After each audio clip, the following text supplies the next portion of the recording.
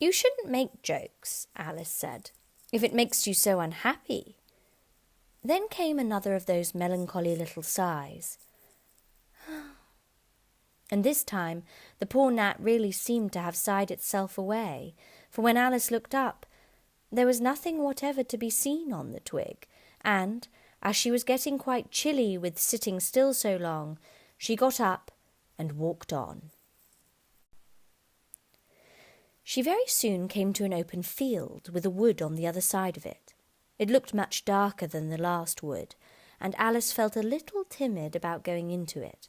However, on second thoughts, she made up her mind to go on. "For I certainly won't go back," she thought to herself, and this was the only way to the 8th square. "This must be the wood," she said thoughtfully to herself, "where things have no names. I wonder what will become of my name when I go in. I shouldn't like to lose it at all, because they'd have to give me another, and it would be almost certain to be an ugly one. But then the fun would be trying to find the creature that had got my old name. That's just like the advertisements, you know, when people lose dogs.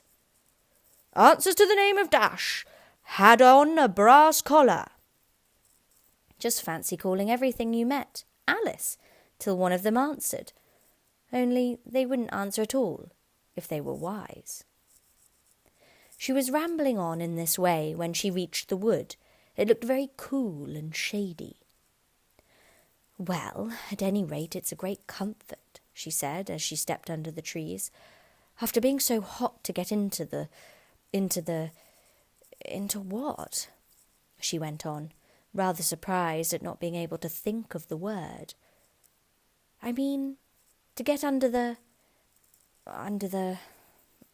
this, you know," putting a hand on the trunk of the tree. "What does it call itself, I wonder? I do believe it's got no name.